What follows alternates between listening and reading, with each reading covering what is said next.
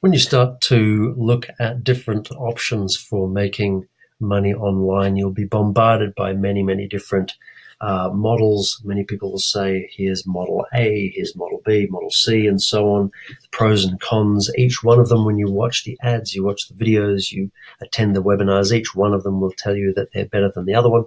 When it comes down to it, you really only got a few considerations, and the considerations are that this one takes up a certain amount of time and provides a certain amount of money.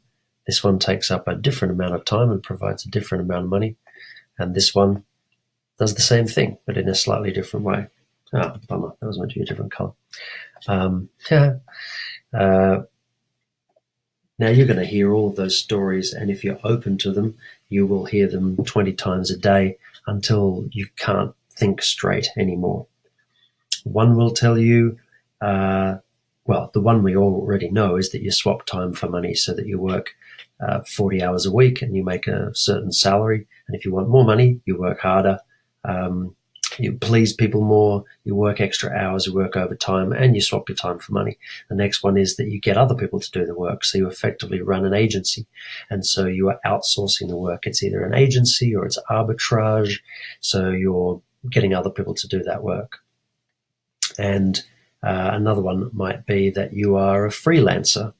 Now, some people might be the freelancer that agencies employ to do the arbitrage with, and others might be high ticket. So you're effectively a high ticket freelancer, whether you're a copywriter or a director or a coach, or you could even be doing Facebook ads and so on and charging a fortune if you do a brilliant job of it. But you can swap time for money. You can swap other people's time for money, or you can spend your own time, but be clever about that and make a high ticket amount of money from that. So these are effectively the three different kind of categories that you're going to get. So time for money,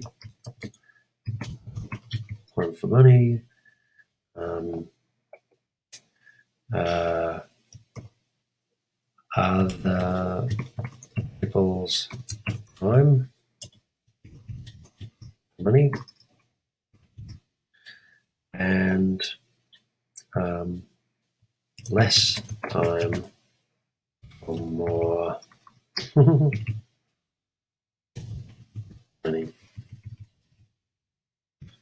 High ticket.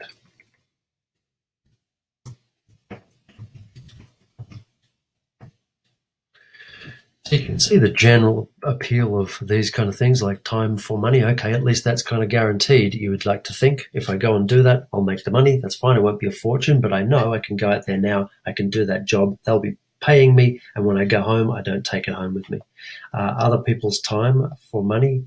This is great because obviously you don't have to do most of the work. You still have to do some work, and you're still responsible for hiring these people, getting good people, and then providing what you're being paid for. Even though you're not doing the fulfillment, you've still got to provide that. And then less time for more money, which is high ticket.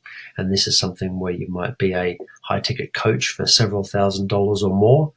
And this is something, time for money, where you might be working $10 to $20 an hour. And in between, you may have far more clients, but you're working for a couple of $100s to maybe a couple of $1,000s. So this would be sort of low ticket stuff, mid ticket stuff, and high ticket stuff. You're spending a lot more time for less money. You're spending a middling amount of time for a middling amount of money. But really this one, ideally, you should be spending a lot less time for a lot more money. So when you look at the three different models, only one of them really makes a lot more sense. This one, definitely not. Let's get rid of that straight away. As soon as you can get out of that particular mode of working, the better, because there's no way in the world to scale that. This one is pretty good. This is pretty good because, you're not the one doing the work. You can scale it because you can have 1,000 freelancers working for you. But still, in this one, you can have 1,000 different offers going for you on autopilot, and they're also high ticket. So even though this agency model is very, very appealing if you've got the agency mindset, if you don't, this sort of high ticket model is much more appealing, because when you do get one sale, you're going to be making thousands of dollars, as opposed to one sale making maybe hundreds of dollars, or in some cases, $80. So every time I've looked at all the different, and there are loads of different models, but these seem to be three categories that we can quite easily slot most things into. It seems to me that the one that we really should be looking at the most is anything that provides high ticket, therefore it's going to give you more money and it's going to take up less time. If that can be done with the agency model, while you are personally responsible for fulfilling the orders of all of the different customers that you have, then great. But then you're going to need a lot of employees. If we do this high ticket concept, which is high ticket model, which is either you are the coach, you are the teacher, you are the trainer, whatever it is, your information, your digital sort of product, or you are an affiliate for other people's high ticket products and offers, then this really I keep coming back to this being the absolute best model for that, for making money online, and certainly doing it in a way that's not going to stress you out like many of the other models might. Now, you have to ask yourself two questions, though, to get started. How many hours do you want to work per week, and how much money do you need? Now, oftentimes when I ask people this question, they look at the question, how many hours per week do I want to work? And they start thinking about the work they're currently doing, rather than how many hours a week do you want to work? Like, do you want to work 0 hours? Do you want to work 90 hours? Someone like Gary Vaynerchuk loves the hustle. He loves running around and being in the midst of it, the thick of it. I don't like that at all. Some people like to sit in a library or sit on a beach or play with their kids. How many hours do you want to work? Some people love playing with their kids, but they like going to work. They want to do 5 hours. They want to do 8 hours. If you're a personal trainer, how many hours do you want to work? Maybe you don't want to do personal training anymore. But if you do, you don't want it to feel like a job and be a drain. So maybe you want to work for 5 hours a week. Maybe that's as much as you want to do. Okay, no problem. Now let's just completely say everything goes here right now. How much money do you need to get by each week? And you may say, really, and let's just keep things very easy to calculate here and say, all right, 10 hours a week. Like 10 hours a week is very reasonable. I could handle that. And how much money do I need to survive?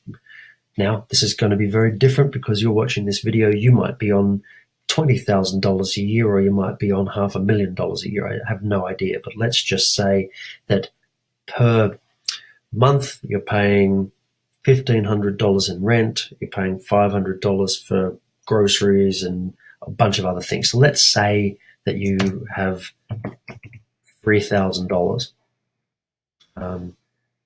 $3,000 is a month, so $1,500 and $750 is going to be the amount that you need to make per week. So that's $750 per week. So we now work out that 750 divided by 10 is 75. So you are going to need $75 per hour to be able to have the kind of life that you want, which is this number of hours and this much money to get by. Now, what I'd suggest is we put that up to 1,000.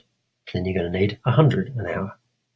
Let's say we shrink that down to 5. And keep doing this until you start to look at this figure here and go, okay, well, that only ends up being, $150 an hour for a low amount of work to completely cover my bases here plus a bit.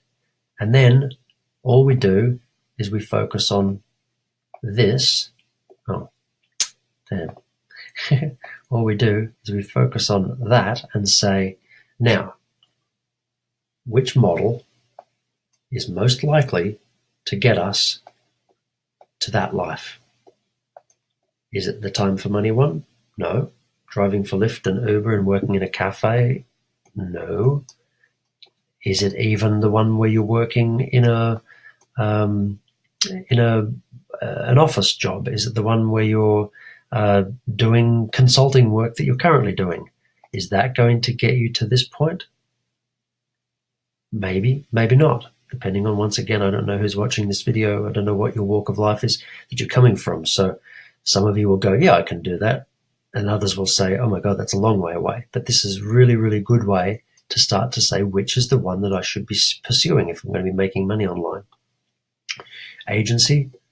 Well, you know, an agency is not going to give you 10 hours a week, certainly not to start with. It's going to take you a lot of time to deal with all of the people that are going to be fulfilling for you. And if not, then you're going to need other people to do that for you, which means you're going to have to deal with them. So could you do that in 10 hours? Maybe, hopefully. If you're smart, maybe you could work it out, but you're still going to need employees. If you're doing high ticket, either your own coaching programs or an affiliate for other people, could you make $75 an hour? Yes, you absolutely could, because you can make $1,000 commission. You can make thousands of dollars in commissions in a week without having to put in anywhere near as much work as you would with either of these particular models. So ask yourself this: how many hours do you want to work per week?